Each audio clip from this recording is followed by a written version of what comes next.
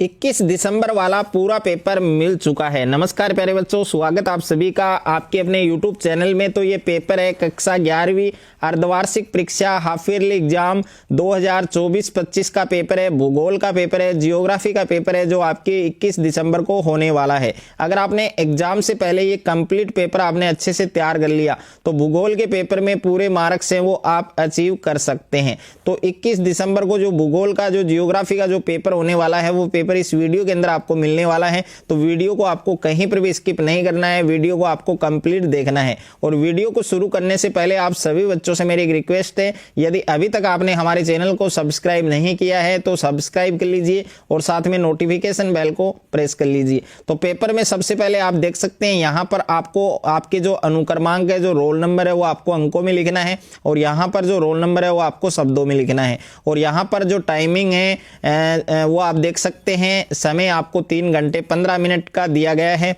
और कक्षा 11वीं अर्धवार्षिक परीक्षा हाफ ईयरली एग्जाम 2024-25 का ये क्वेश्चन पेपर है। आपके भूगोल का पेपर है, जियोग्राफी का पेपर है, जो आपके 21 दिसंबर को होने वाला है। और पेपर कोड आप देख सकते हैं 1111 और दोनों साइड में बार कोड है वो भी लगा हुआ है। सामान्य अनुदेश है वो आप पढ़ सकते हैं, निर्देश आप पढ़ सकते हैं कि परीक्षार्थी प्रश्न पत्र के पहले पृष्ठ पर अपना अनुक्रमांक वो अवश्य लिखे और प्रत्येक प्रश्न के सामने उसका अंक बार है वो भी अंकित है। और यहाँ पर निर्देश है, जो इंस्ट्रक्शन है वो भी दिए गए हैं पेपर में।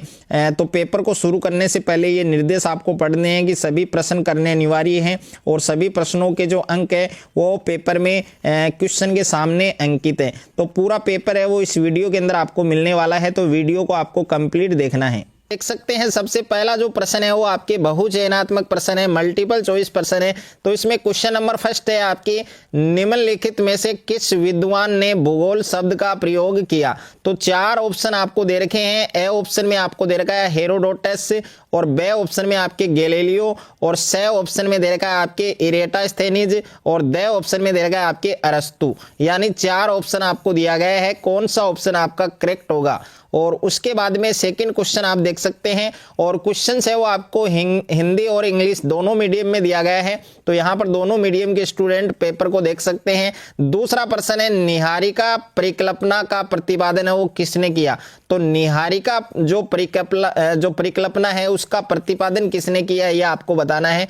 तो ए ऑप्शन के अंदर है आपके लाप्लेस और बे ऑप्शन में दे रखा है आपके जेम्स जीन्स और से ऑप्शन में है आपके एडविन हब्बल और दे ऑप्शन में दे रखा है आपके कांट। यानी 4 ऑप्शन दे रखे हैं, सही ऑप्शन आपको लिखना है। उसके बाद में प्रश्न संख्या 3 है आपके, निम्नलिखित में से कौन भूगर्भ की जानकारी का प्रत्यक्ष साधन है। तो ए ऑप्शन के अंदर है भूकंपीय तरंगे और बे ऑप्शन में गुरुत्वाकर्षण बल और से ऑप्शन में ज्वालामुखी और दे ऑप्शन में पृथ्वी का चुंबकत्व। तो 4 ऑप्शन दिए गए हैं, कौन सा ऑप्शन करेक्ट होगा, सही होगा, वो आपको लिखना है। प्रश्न संख्या 4 है आपके, निम्नलिखित में से किस देश की भारत के साथ सबसे लंबी स्थलीय सीमा है। तो निम्नलिखित में से कौन सा देश है, कौन सा कंट्री है जिसकी भारत के साथ लंबी स्थलीय सीमा होती है। तो ए ऑप्शन के अंदर दे रखा है बांग्लादेश, बे ऑप्शन में पाकिस्तान, से ऑप्शन में चीन और दे ऑप्शन में म्यांमार। यानी 4 विकल्प आपको दिए गए हैं, कौन सा ऑप्शन करेक्ट होगा, सही होगा, वो आपको बताना है। 5वां प्रश्न है, निम्न में से चंबल की सहायक नदी है। तो ए ऑप्शन में है बनास और बे ऑप्शन में लूनी, से ऑप्शन में रावी और दे ऑप्शन में गांगरा। तो 4 विकल्प आपको दिए गए हैं, सही विकल्प आपको चूज करना है। उसके बाद में प्रश्न संख्या 6 है आपके, सरदार सरोवर परियोजना नदी पर बनाई गई। तो यहाँ पर रिक्त स्थान फिल करना है आपको। और 7वां प्रश्न है, जर्मन मौसमविद अल्फ्रेड वेगनर ने सिद्धांत सन 1912 में प्रस्तावित किया। तो कौन सा सिद्धांत, वो आपको रिक्त स्थान में लिखना है। और उसके बाद में यहाँ पर देख सकते हैं आप तो प्रश्न संख्या 8 है, कोयला, पेट्रोलियम एवं प्राकृतिक गैस जैसे खनिज कौन से पदार्थ हैं। तो इसमें प्राकृतिक लिख देना आप। और यहाँ पर कौन सा सिद्धांत होगा, आपके बिग बैंग होगा। ओके, यानी कुछ क्वेश्चंस हैं जो मैंने यहाँ पर लिख लिए हैं पेपर में ऑलरेडी। उसके बाद में क्वेश्चन नंबर 9 है आपके, आपके जलवाष्प वायुमंडल में उपस्थित ऐसी परिवर्तनशील गैस है जो ऊंचाई के साथ क्या घटती जाती है। ये सत्य होगा या असत्य होगा वो आपको लिखना है। क्वेश्चन नंबर 10 है डेल्टा व जलोढ़ पंख भौम जल के निक्षेपित स्थल रूप है, तो ये सत्य होगा या असत्य होगा। और क्वेश्चन नंबर 11 है सूर्य एक तारा है, तो यह सत्य होगा या असत्य होगा। प्रश्न संख्या 12 है हिंद महासागर में स्थित भारत के पड़ोसी देशों के नाम आपको बताने हैं, तो हिंद महासागर में स्थित भारत के जो पड़ोसी देश हैं उनके नाम लिखने हैं। और प्रश्न संख्या 13 है आपके जल संग्रहण क्षेत्र से क्या तात्पर्य है। और प्रश्न संख्या 14 है सबसे कठोरतम खनिज कौन सा है, तो सबसे कठोरतम जो खनिज है वो आपको बताना है कौन सा है। और उसके बाद में प्रश्न संख्या 15 है आपके सौर मंडल का संक्षिप्त टिप्पणी लिखिए, तो सौर मंडल के बारे में आपको संक्षिप्त टिप्पणी लिखनी है। और प्रश्न संख्या 16 है आपके आगन्य व अवसादी सेलों में अंतर स्पष्ट कीजिए, तो आगन्य और अवसादी जो सेलें हैं उनमें आपको अंतर स्पष्ट करना है। और क्वेश्चन नंबर 17 है आपके हिमालय से निकलने वाली नदियां अधिक उपयोगी क्यों है, तो हिमालय से निकलने वाली जो नदियां हैं वो अधिक उपयोगी क्यों हैं वो आपको इसके बारे में लिखना है। और उसके बाद में क्वेश्चन नंबर 18 है कि भारत के रेखा मानचित्र पर निम्नलिखित शहरों की स्थिति दर्शाइए, तो इसमें फर्स्ट है आपके श्रीनगर, सेकंड है आपके चेन्नई, और थर्ड है आपके मुंबई, और फोर्थ है आपके नई दिल्ली। इन सभी स्थानों को आपको यहाँ पर भारत का जो मानचित्र है उसमें आपको दर्शाना है।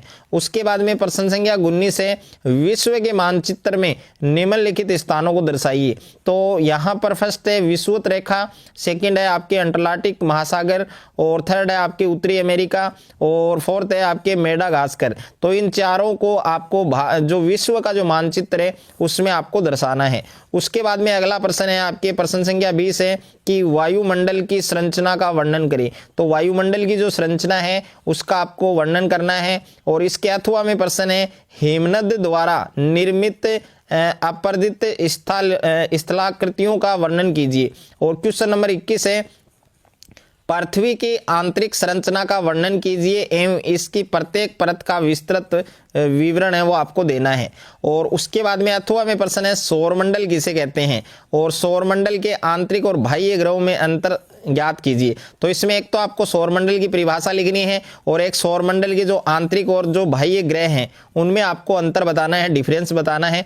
प्रश्न संख्या 22 है आपके प्रायद्वीप अपवाह तंत्र की प्रमुख नदियों का वर्णन कीजिए, तो प्रायद्वीप अपवाह तंत्र की जो प्रमुख नदियां हैं उनका वर्णन करना है। और अथवा में प्रश्न है भारत के प्रमुख भौतिक विभाग बताते हुए किसी एक का विस्तार से वर्णन कीजिए। इसमें आपको क्या करना है भारत के जो भौतिक विभाग हैं उनका नाम बताते हुए आपको किसी एक विभाग का विस्तार से आपको वर्णन करना है। तो ये पूरा पेपर मैंने जियोग्राफी भूगोल का आपको दिया है इस वीडियो में, तो पूरा पेपर आपको तैयार करना है। और अगर आप पूरा पेपर तैयार कर लेते हैं तो जियोग्राफी के पेपर में 21 दिसंबर को आप पूरे नंबर है वो आराम से ला सकते हैं। अगर आपको ये वीडियो अच्छा लगे तो वीडियो को ज़्यादा से ज़्यादा बच्चों के साथ शेयर करें, ज़्यादा से ज़्यादा वीडियो को लाइक करें, और चैनल पर आप नए हैं तो चैनल को आप सब्सक्राइब कर लीजिए और साथ में नोटिफिकेशन बेल को प्रेस कर लीजिए।